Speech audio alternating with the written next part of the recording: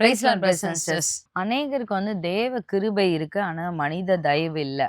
அது ஏன் அப்படின்ற பத்தி இந்த வீடியோ நம்ம முழுசா பார்க்கலாம்.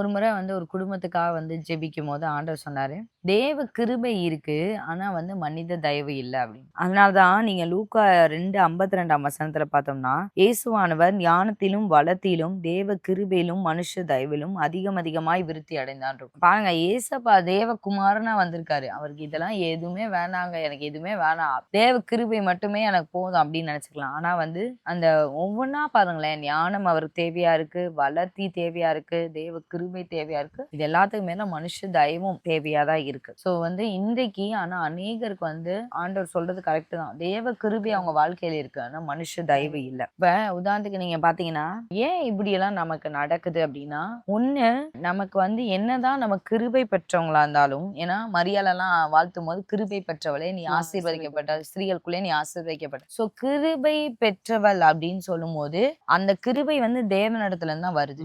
ஆனா அந்த மனுஷ தயவுன்னு இருக்கு பாத்தீங்களா, இது இதுல நம்ம பார்ட்டும் அதிகமா இருக்கு. நீங்க யோவான் ஸ்நானகனை நீங்க நம்ம அடிக்கடி நம்ம யோசிக்கணும். யோவான் ஸ்நானகன் நீங்க பாத்தீங்கன்னா, அவர் ஒரு ராஜா கிட்ட பேசும்போது என்னதான் அவர் தப்பு பண்ணியிருந்தாலுமே அந்த கிங்குக்கு நம்ம கொடுக்க வேண்டிய ரெஸ்பெக்டோட தான் நம்ம பேசணும். அவர் சொல்ல வந்த பாயிண்ட் கரெக்ட் தான், அவர் பக்தி வைராக்கியமா தான் அவர் சொன்னாரு, அதுவும் கரெக்ட் தான். ஆனா அந்த பொசிஷனுக்குரிய மரியாதையை நம்ம கொடுத்தா மட்டும்தான் அந்த ராஜாட்டு இருந்து வர மனுஷ தயவை நம்ம பெற்றுக்கொள்ள முடியும். நம்ம ஏற்கனவே நம்ம இந்த இதை ஒரு வீடியோல ரொம்ப டீப்பா நம்ம பார்த்திருக்கோம். ஏன்னா இதே மாதிரி தான் யோவான் ஸ்நானன் மாதிரியே நம்ம அங்க தீர்க்கதரிசி, நம்ம நாத்தான் தீர்க்கதரிசி எப்படி தாவீது ராஜாட்ட போய் அவர் தப்பு பண்ணும் போது எந்த அளவுக்கு பொலைட்டா எப்படி அதை விவரிச்சு சொன்னாரு அப்படிங்கறது. இதே ஏரோதுட்டையும் எப்படி சொல்ல, நேரா போய் நின்று அந்த கோட்டைக்குள்ள போய் நின்று கத்துறதுக்கும் அதை ஒரு லிட்டரலி அவங்கள ரெஸ்பெக்ட் பண்ணி சொல்றதுக்கும் நிறைய வித்தியாசம் இருக்கு. அதே சேம் பிரச்சனையை தான் தாவீது ராஜாவுமே பண்ணாரு. ஆனா இவர் சொன்ன வே ஆஃப் அப்ரோச்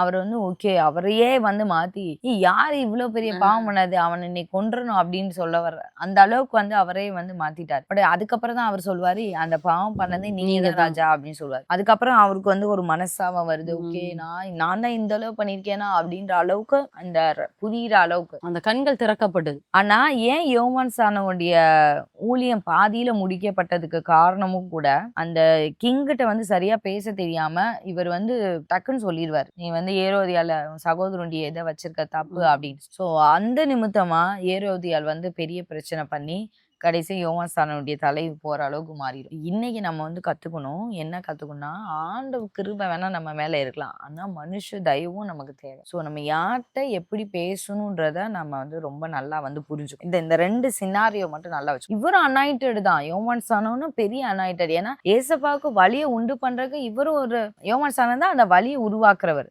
நீங்க அந்த ப்ராஃபஸிலாம் நீங்க பாத்தீங்கன்னா தெரியும், அவர் பிறந்தப்ப அந்த ப்ராஃபட்டிக் வேர்ட்லாம் பயங்கரமா இருக்கும். சோ இவரும் அனாயிண்டட் தான். சொல்ல போனா இவர் அளவுக்கு ஃபேம் கூட அவருக்கு கிடையாது. நாத்தான் தீர்க்கதரிசிலாம் இவர் அளவுக்கு ஃபேம் ஆனவர் கூட கிடையாது. இந்த இடத்துல பாருங்க, 2 சாமுவேல் 12:1 நாத்தான் ஒரு எக்ஸ்பிளைன் பண்றாரு. எப்படி சொல்றாரு, ரோம மாதிரி சொல்றாரு, ஒரு கதை மாதிரி சொல்றாரு. வேற யாரோ இதை பண்ண ஒரு ஸ்டோரி மாதிரி கிரியேட் பண்ணிக்கிறாரு அவரே. நம்ம ஒரு 4 வசனம் படிக்கலாம். கர்த்தர் நாத்தானை தாவீதினிடத்தில் அனுப்பினார், இவன் அவனிடத்தில் அவனை நோக்கி, ஒரு பட்டணத்தில் 2 மனுஷர் இருந்தார்கள், ஒருவன் ஐஸ்வர்யவான், மற்றவன் தரித்திரன். ஐஸ்வர்யவனுக்கு ஆடு மாடுகள் வெகு திரளாய் இருந்தது. அதாவது ஐஸ்வர்யாவுக்கு நிறைய ஆடு இருந்துச்சு, தரித்திரனுக்கு ஒரே ஒரு ஆடுதான் இருந்துச்சு. ஆனா அதையும் அந்த ஐஸ்வர்யவான் தரித்திரன் பிடிச்சு அதை சமைச்சிட்டாங்க, சமைச்சு சாப்பிட்டாங்க. அப்படின்னே 5வது வசனத்தை சொல்றாரு, அப்போது தாவீது அந்த மனுஷன் மேல் மிகவும் கோபம் உண்டவனாகி நாத்தானை பார்த்து, இந்த காரியத்தை செய்த மனுஷன் மரணத்துக்கு பாத்திரன் என்று கர்த்தருடைய ஜீவனை கொண்டு சொல்றேன், அவன் இரக்கமற்றவனாய் இருந்து இந்த காரியத்தை செய்தபடினால் அந்த ஆட்டுக்குட்டிக்காக நாளத்தனை திரும்ப செலுத்த வேண்டும் வேண்டும் என்றான். அப்பொழுது நாத்தான் தாவீதை நோக்கி, நீயே அந்த மனுஷன். பாருங்க, இவ்ளோ செஞ்சதுக்கு அப்புறம் நீ தான் அந்த மனுஷன் அப்படின்னு வந்து சொல்றாரு. நீ வந்து ஏன் வந்து அந்த யுத்தத்துல அந்த முன்னாடி அந்த பையனை நிப்பாட்டி நீ வந்து கொன்னு அந்த மனைவியை எடுத்து அதுக்கப்புறம் ஒரு ஸ்டோரி மாதிரி சொல்லி அப்படியே கொண்டு போறாரு. அதுக்கப்புறம் பாத்தீங்கன்னா இங்க பாருங்களேன் 13ஆம் வசனத்துல, அப்பொழுது தாவீது நாத்தான் இடத்தில், நான் கர்த்தருக்கு விரோதமாய் பாவம் செய்தேன் என்றான். நாத்தான் தாவீதை நோக்கி, நீ சாகாதபடிக்கு கர்த்தர் உன் பாவம் நீங்க செய்தார் அப்படின்னு சொல்லிட்டு ஆனாலும் சொல்றாரு. ஆனாலும் இந்த காரியத்தினாலே கர்த்தருடைய சத்துருக்கள் தூஷிக்க நீ காரணமாய் இருந்தபடினால் உனக்கு பிறந்த பிள்ளை நிச்சயமாய் சாகும் என்று சொல்லி நாத்தான் தன் வீட்டுக்கு போய்விட்டான். அந்த இடத்துல அவர் வந்து அழகா வந்து எக்ஸ்பிளைன் பண்ணி அந்த தாவீது ராஜாவை மனம் திரும்புற அளவுக்கு கொண்டு வந்துட்டார். அந்த கண்களை திறக்கிற அளவுக்கு அவருடைய அந்த ஸ்பீச் வே ஆஃப் அப்ரோச் வந்து இருந்துச்சு. அதுதான் நமக்கு வந்து மனுஷ தயவை உண்டு பண்ணும். அன்னைக்கு தாவீதுக்கும் உரிமை இருக்கு, நாத்தானுக்கு இதே மாதிரியே கொண்டு போட அவருக்கு உரிமை இருக்கு. ஆக்சுவலி அதுக்கு பயந்துட்டு தான் இவர் வந்து இந்த மாதிரி ஸ்டோரியெல்லாம் சொல்லி கிரியேட் பண்ணி கொண்டு வந்து சொன்னது காரணம் தான். ஆனா யோவான் ஸ்நானகன் வந்து அப்படி வந்து பண்ணல. ஸோ நம்ம இதுல வந்து நல்லா நீங்க புரிஞ்சுக்கணும், தேவ கிருபை ஒரு பக்கம் உங்க வாழ்க்கையில இருந்தாலுமே மனித தயவும் நீங்க வந்து பெற்றுக்கொள்ளலாம். பிதாவானவர் வந்து இயேசு கிறிஸ்துக்கே வந்து அந்த மனித தயவு வந்து பிலாத்துலாம் பாருங்களேன், அந்த ஒரு மனித தயவு பிலாத்து கண்களுக்கு ஆண்டவர் இந்த இஸ்ரவேல் ஜனங்கள் தான் ரொம்ப இந்த பிரதான ஆசிரியர் இவங்களும் இருந்தாங்களே ஒழியா, ஆனா அந்த பிலாத்து பாருங்களேன் அந்த நேரத்திலயும் ஆண்டவர்ட்ட அந்த ஒரு இரக்கத்துக்கு ஏன்னா பிலாத்து நினைச்சா எத்தனையோ பேர் டெய்லியும் அவங்க வந்து அந்த சிலுவையில அரைஞ்சிட்டு தான் இருக்காங்க. இஸ்ரேல் ஜனங்களோட ஒப்பீனியனை கேட்கணும்னு கூட அவருக்கு அதனாலதான் அவர் நிறைய டைம் இழுத்துட்டே இருக்காரு. பண்ணலாமா, இப்படி பண்ணலாமா, அப்படி பண்ணலாமா, அது இதுன்னு இவங்கள விடுதலையாக்கலாமா அப்படின்னு அது இழுத்துட்டே இருக்காரு. கடைசியெல்லாம் பார்த்தாரு, எப்பா இது சமாச்சாரம் நமக்கு வேண்டாம், இந்த நீதிமானம் வந்து இது பண்றதுக்காக நான் வந்து இது கையை கழுவிட்டேன்னு சொல்லி கையை கழுவிட்டாரு. அந்த மாதிரி பலிக்கு நான் வந்து காரணம் கிடையாது அப்படின்னு சொல்லிட்டு அந்த ஒரு எதிரி கூட ஒரு மனித தயவு வந்து அந்த இடத்துல இயேசு கிறிஸ்து. ஆனா சொந்த ஜனங்கள் வந்து அந்த அளவுக்கு இது பண்ணலாம். ஆனாலும் அந்த பிலாத்து வந்து பெரிய நபர் தான். ஆனா அவர் மத்தியிலயும் ஆண்டவருக்கு வந்து அந்த இடத்துல ஒரு அந்த இரக்கம் வந்து கிடைக்கதான் செஞ்சு. ஸோ இப்படிதான் நம்ம மனித தயவை வந்து பெற்றுக்கொள்ளணும். முக்கியமா அந்த அப்ரோச் வந்து ரொம்ப ரொம்ப முக்கியம். நீங்க யார்கிட்ட பேசுறீங்க அப்படின்ற அப்ரோச் வந்து கரெக்டா இருக்கணும். அன்னைக்கு பிணைகாஸ் வந்து கொன்ன அந்த வைராக்கியம் வேற. அது வந்து ஒரு சாதாரணமா 2 பேர் வந்து போனாங்க, விபச்சாரம் பண்ணாங்க, நம்ம கொண்டு போட்டு தூக்கி போட்டு வந்துடலாம்னு. ஆனா இது வந்து அப்படி கிடையாது. ஒரு ராஜாவுக்கு முன்னாடி நம்ம பேசும்போது அவனை மனம் திரும்ப வைக்கிறோமா, இல்ல அவனே நம்மளுக்கு எதிரியா மாறுற அளவுக்கு நம்ம வைக்கிறோமா, அதுதான் நம்ம வந்து இங்க வந்து பார்க்கணும்.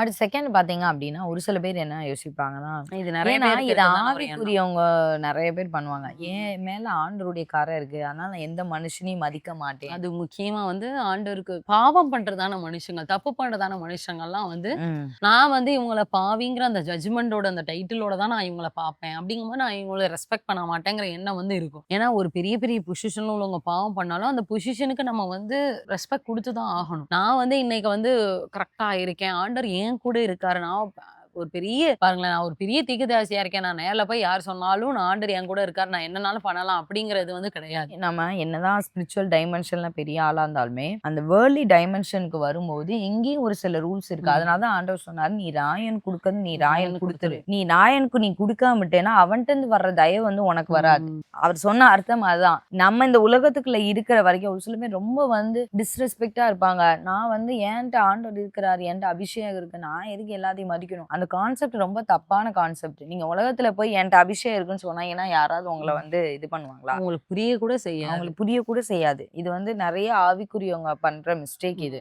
என்கிட்ட ஜபம் இருக்கு, நான் வல்லமைய நான் இறக்குனா அக்கினிய நான் மேல இருந்து எலியா மாதிரி இறக்குவேன் அப்படின்னு சொல்லி இறக்கலாம். சபைக்குள்ள நம்மள வந்து மதிப்பாங்க. இப்ப நாங்களே வந்து இருக்கோம்னா எங்க விசுவாசிகள் எங்களை பத்தி தெரிஞ்சவங்களுக்கு எங்களுக்கு வந்து ஊழியக்காரங்கன்னு தெரியும். சோ வந்து அந்த ஊழியக்காரங்கன்னா அதை வந்து ஒரு ரெஸ்பெக்டா வந்து வைப்பாங்க. நான் இதே ரெஸ்பெக்டா போய் என்னை யாருமே தெரியாத காமன் பீப்புள்கிட்ட போய் நான் எதிர்பார்க்க முடியாது. சோ அந்த மக்கள்கிட்ட நம்ம பேசும்போது அவங்களுக்கு ஏத்த விதமான ஒரு மனித தயவை நான் பெற்றுதான் ஆகும் கண்டிப்பா.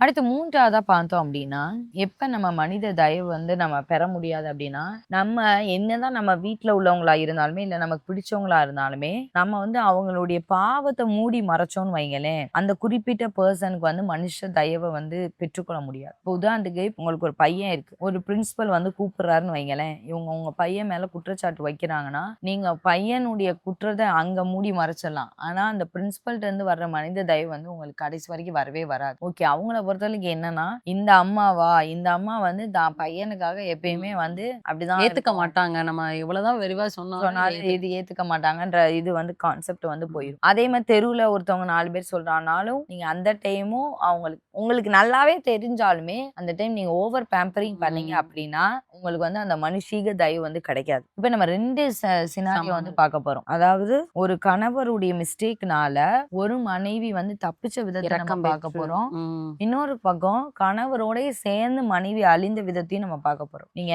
நாபால் வந்து குடி வெறியில வந்து இருப்பார். அப்ப குடி வெறியில இருக்கும்போது தாவீது ராஜா வந்து சாப்பாடு கேட்டு அவருக்கு வந்து அனுப்புவார். அப்ப அவர் பயங்கரமா திட்டி எனக்கு அவர் வந்து தாவீதுனா உரிமையில யாரு? தான் கேட்கிறாரு தாவீது ராஜா வந்து. ஏன்னா ஏற்கனவே இவங்கள பாதுகாத்து, இவங்களுடைய மேய்ப்பர்கள் இது எல்லாத்தையும் இவங்கள பாதுகாத்து வச்சா அந்த ஒரு இதுல ஓகே இவங்க நன்றியா இருப்பாங்க. நம்ம இன்னைக்கு ஒரு ஆபத்துல கொஞ்சோண்டு ஒரு சாப்பாடு கேட்கறதுல என்னப்பா இருக்கு? அப்படிங்கிற அந்த ஒரு ஐடென்டிட்டில வெறும் ஒண்ணு யார்ட்டயோலாம் போய் தெரியாதவங்கட்டலாம் போய் கேட்கல. தெரிஞ்ச ஓகே நம்ம இவங்களுக்கு ஒண்ணு செஞ்சிருக்கோம் அப்படிங்கிற மாதிரி தான் உள்ள போய் கேட்கறாங்க. கேட்கிறாரு. ஆனா அவர் கோவப்படுறாரு. இது கேட்டோனே தாவீதுக்கு வந்து நம்ம எவ்ளோ இதா நம்ம வந்து அந்த டைம்ல வந்து நாபாலுக்கு எவ்ளோ பாதுகாப்பா வந்து உதவி செஞ்சோம். இப்படி நாபால் நன்றியே இல்லாம இருக்கானேன்னு சொல்லிட்டு கோவத்துல என்ன சொல்றாருன்னா, நான் போய் அந்த வீட்டையே அழிக்க போறேன். நாபாலுக்கு சுவர்ல நீர் விடுற ஒரு நாய் கூட இருக்காது. அப்படின்னா என்ன அர்த்தம்னா, நாபால் வீட்ல உள்ள எல்லா மனைவி, பிள்ளைகள் எல்லாரையுமே நான் அழிக்க ஆடு, போறேன்ற மாடுகள், கோவத்துல மிருகங்கள் எல்லாமே. எல்லாமே அழிக்க போறேன். வாஷ் அவுட் பண்ண போறேன்னு தான் போறாரு. ஆனா போற வழியில என்ன நடக்குன்னா, அபிகாயில் வர்றாங்க அவங்க ஒய்ஃப். இவங்க 2 பண்ணலாம் ஒண்ணு. என் ஹஸ்பண்ட் செஞ்சது வந்து ஒண்ணும் இல்ல அப்படின்னு சொல்லி தாவீத எதிர்த்துட்டா,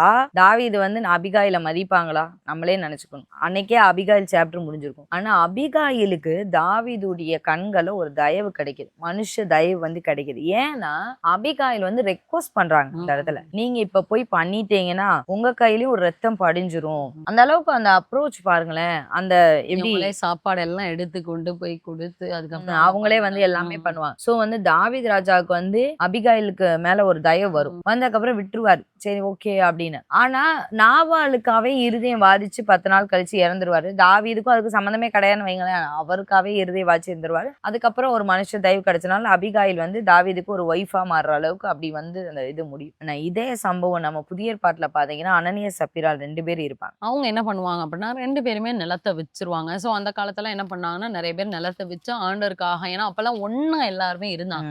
அப்படிங்கும்போது நெறைய எக்ஸ்பென்ஸ் ஆகணும். ஒவ்வொருத்தவங்க அவங்கவங்க இருக்க தானே அவங்கவங்க ஏன்னா ஆண்டவர ஏத்துக்கிட்ட பிள்ளைங்கன்னு வெளிய போய் ரொம்ப ஃப்ரீடமாலாம் இருக்க முடியாது. ஸோ அப்ப எல்லாருமே அந்த ஒரே கீழ அந்த ஒரு பாதுகாப்பு கீழ இருந்துட்டு வந்தாங்க. அந்த நாட்கள்ல என்ன ஆகுது அப்படின்னா, இதே மாதிரி தான் நிலத்த போய் அவங்க வித்துட்டு வர்றாங்க. நிலத்த போய் வித்துட்டு வந்து என்ன பண்றாங்கன்னா, இவங்க 2 பேருமே ஆக்சுவலி அத சொல்லலாம். இவங்க 2 பேருமே கொஞ்சம் சம் அமௌண்ட்ட வந்து கொஞ்சம் அமௌண்ட்ட எடுத்து இவங்க ஒளிச்சு வச்சுட்டு அதுல ஹைலைட்டான வசனமே 2வது வசனம் தான். அப்போஸ்தலர் 5:2ல தன் மனைவி அறிய அதுதான் இங்க இவங்க 2 பேருமே மனைவி அறிய அவர் வந்து அனனியா வந்து பண்றாரு. கொஞ்சம் காச எடுத்து வச்சுட்டு அவர் வந்து என்ன பண்றாரு அப்படின்னா, பேதுருட்ட போய் நாங்க வந்து பேதுரு வந்து அப்ப கேட்கிறாரு. கேட்கிறாருன்னா நிலத்த அதான் சொல்லுவாங்கல்ல பார்ட்னர்ஸ் இன் கிரைம். அந்த கிரைம்லயே வந்து அந்த ஒரு பார்ட்னர்ஸா போய் பேதுருட்ட போய் குடுத்தோனே பேதுரு கேள்வி கேட்கிறாரு. நீங்க வந்து இவ்வளவுக்கு தான் வித்தீங்களான்னு. உடனே அனனியா வந்து சொல்றான். ஆமா நாங்க இவ்வளவுக்கு தான் வித்தோம். அந்த இடத்துல அவர் பொய் சொல்றாரு. பொய் சொன்னோனே உடனே அவருக்கு வந்து அந்த இடத்துல அந்த ஆண்டவருடைய தண்டனை வந்து வருது. உடனே செத்துட்டார். செத்துட்டு அவரை கூட்டு போனோனே உடனே சப்பிரால் உள்ள வராங்க. அட்லீஸ்ட் அவங்களுக்கு தெரியாது இந்த நடந்த நடந்து விஷயம். தெரியும். அப்படிதான் 3 மணி நேரம் கழிச்சு வந்து வராங்க. அவங்க உள்ள வர்றாங்க. வந்தோனே பாக்குறாங்க. அவங்கள்ட்டயும் ஏன்னா எதுக்கு ஆண்டவர்னா கிரேஸ் குடுக்குறாரு. ஒருவேளை இவங்க சப்பீராலாச்சும் தப்பிக்கிறதுக்கு வாய்ப்பு இருக்கு. அதனாலதான் ஆண்டவர் அந்த கிரேஸ் குடுத்து ஆண்டவர் பேதுரு வந்து கேக்குறாரு. நீங்க இவ்வளவுதான் வச்சீங்களாப்பா அப்படின்னு கேட்டோடனே மனைவி அறியதான் கொஞ்சம் எடுத்து வச்சிருக்கேன். அட்லீஸ்ட் அவர்கிட்ட இல்ல எங்களுடைய சேஃப்டிக்கு நாங்க கொஞ்சமாச்சும் எடுத்து வச்சோம். ஆனா அண்ணனையா வந்து அதை சொல்ல விருப்பப்படல. நான் அவங்கள்ட்ட சொல்றேன். அட்லீஸ்ட் எதையாச்சும் அவங்க சொல்லி இருக்கலாம். சொன்னா பேதுரு கண்களே தயவு கிடைச்சிருக்கும். பெரிய பனிஷ்மெண்ட் அவர் வந்து சொல்லியிருக்க மாட்டாரு. ஆனா இதே சகோதரி தெரிஞ்சுமே இல்ல நாங்க இவ்வளவுக்கு தான்ப்பா வித்தோம்னு சொன்ன அடுத்த நிமிஷம் அப்பதான் உன் புருஷனை வந்து புதைச்சிட்டு வந்ததான் அந்த வாலிபர்கள் உள்ள வராங்க. அடுத்த நிமிஷம் இவன் புருஷன் அப்பதான் அந்த ஸ்திரீக்கே அந்த சப்பிராளுக்கே தெரியுது தன்னுடைய புருஷன் இறந்தான்.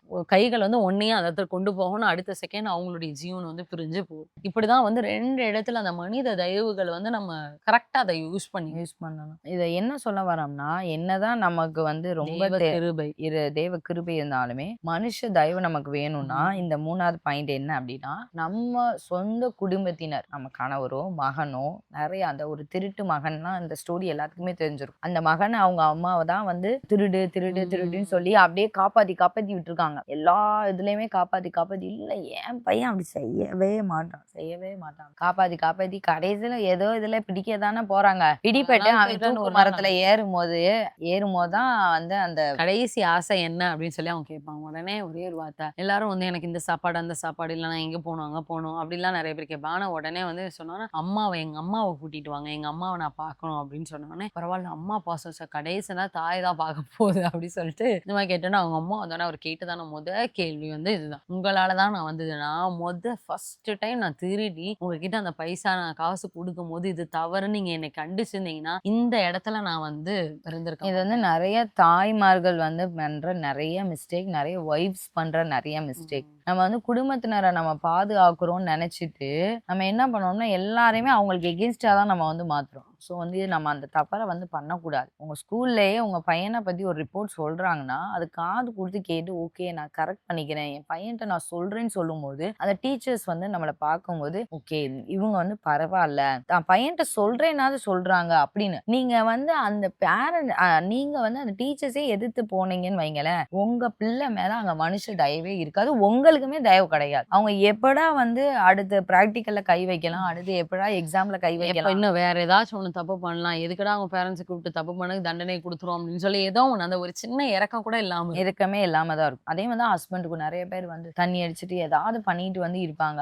ஆனா இந்த பாவத்தை வந்து இவங்க வந்து மூடி மூடி மறைச்சிட்டு இருப்பாங்க. அதாவது ஏதோ ஒரு பெனிஃபிட்டுக்காக இல்லைன்னா உங்களுடைய ஏதோ ஒரு இதுக்காக இல்லைன்னா உங்களுடைய ரெஸ்பெக்ட்காக, ஐயோ நம்ம இதெல்லாம் பண்ணா இதாயிருமே, நம்ம வெளியே உங்களுடைய அந்த அட்லீஸ்ட் சப்பினால் வந்து அந்த மனைவி அறிய வஞ்சிக்கும் போதே இல்ல நம்ம என்னதான் இருந்தாலும் நம்ம இப்படி பண்ணக்கூடாது அப்படின்ற ஒரு வார்த்தை, அந்த வார்த்தையை தான் ஆண்டவர் இன்னைக்கு மனைவிமார்கள் வாயில இருந்து ஆண்டவர் அதை தான் எதிர்பார்க்கிறார். நம்ம ஒரு வார்த்தை சொன்னோம்னு வைங்களேன், நம்ம ஹஸ்பண்டோ நம்முடைய பையனோ நாளைக்கு நம்முடைய பொண்ணோ, எத்தனையோ பெண்கள் வாலிப பெண்கள் வந்து ஏன் இன்னைக்கு வந்து அவங்க அந்த சூழ்நிலைக்கு போனாங்கன்னா பெரிய காரணம் வந்து அவங்க தாய் தான் சொல்லணும். அவங்க தாய் மட்டும் ஒரு வார்த்தை வந்து சொல்லணும். எந்த தாயுமே வந்து வேர்ட்ஸ் சொல்லாம இருக்கவே முடியாது, ஒரு வார்த்தையாவது சொல்லணும் அவங்க தவறு பண்ணும்போது. அதனாலதான் ஆண்டவர் சொன்னார் புத்தியில ஸ்திரீ தன் வீட்டை கட்டுகிறார். சோ ஏன் நம்மளை வந்து ஆண்டவர் வீட்டை கட்டுற அளவுக்கு ஒரு பெரிய பொறுப்பு கொடுத்திருக்காருன்னா அந்த புத்தி தான் அந்த காரணம். அந்த புத்தியா நம்ம சொல்லணும், அந்த இடத்துல வந்து சொல்லணும், இல்ல நீங்க இது பண்றது தப்பு, என்னதான் இருந்தாலும் நம்ம செய்யக்கூடாது அப்படின்ற ஒரு வேர்டை நம்ம வந்து சொல்லணும். இதை நம்ம சொல்ல தவறிட்டோம்னா அந்த மனுஷ தயவு நமக்கும் கிடைக்காது, நம்ம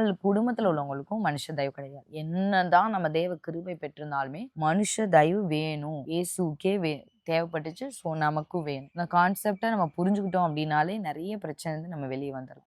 இந்த வீடியோ உங்களுக்கு ரொம்ப பிரயோஜனமாக இருந்திருக்கும் அப்படின்னு நாங்கள் சுவாசிக்கிறேன். இந்த வீடியோ நீங்கள் அநேகருக்கு ஷேர் பண்ணுங்க, இந்த சத்தியம் தெரியாதவங்க பிரயோஜனமாக இருக்கும். மீண்டும் அடுத்த ஒரு வீடியோவில் உங்களை சந்திக்கிறோம். கர்த்தர் உங்களை ஆசீர்வதிப்பாராக.